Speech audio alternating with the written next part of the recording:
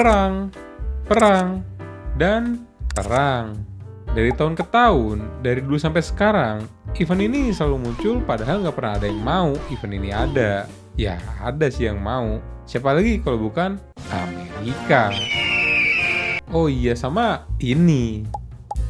Ini puzzle sih, jadi kalian harus pikir sendiri. Hehe. Tapi moga aja upcoming event ini gak kejadian. Ya nggak sih? Ngomong-ngomong soal perang gak terlepas dari benda ini. Dari yang terbang lurus doang, terus bisa ngejar target, sampai yang bisa dimakan, alias bakso rudal. Tapi sebenarnya rudal ini apaan sih? Nah, jadi simpelnya rudal itu mirip petasan roket. Dia bisa meluncur dan bisa meledak, tapi rudal ini versi mematikan. Umumnya bentuk rudal itu kayak gini, ujungnya lancip, ada badannya, sama ada siripnya. Kalau yang nggak umum ada banyak sih bentuknya, tapi walaupun bentuknya beda-beda, secara garis besar rudal ada 4 bagian utama, yaitu mesin, otak, sirip, sama peledak. Di paling depan ujung lancip, isinya bisa sensor atau bahan peledak langsung. Kalau rudal yang bisa ngejar target, berarti isinya sensor. Tapi kalau rudal yang bisa terbang lurus doang, berarti isinya peledak. Dan kalau gitu, namanya bukan rudal, tapi roket. Sensor rudal juga ada banyak jenisnya, kayak sensor panas, radar, laser, dan sensor-sensor lainnya. Tapi intinya cuma satu, yaitu buat ngeliat. Cuman cara liatnya aja yang beda. Ibaratnya kayak ngeliat pakai mata normal, Byakugan, sama Sharingan.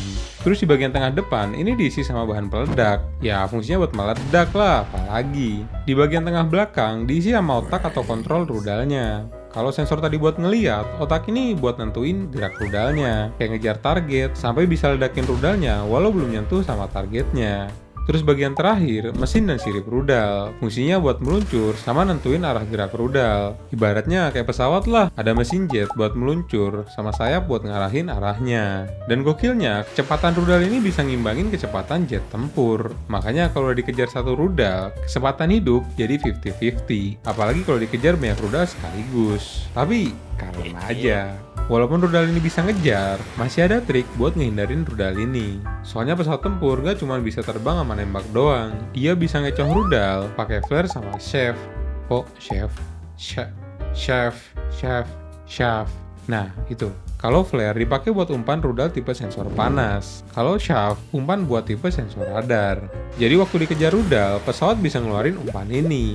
Pas umpan ini disebar, ada kemungkinan rudal bakal kebingungan buat ngejar target. Kalau rudal tipe sensor panas, flare ngeluarin panas yang bisa ngecoh sensor si rudal. Karena panas flare ini bisa lebih panas daripada panas mesin jet. Kalau rudal tipe radar, shaft bakal dikeluarin berupa logam kecil di udara buat ngebingungin radar si rudal. Akhirnya rudal ngincer target yang salah dan bisa selamat.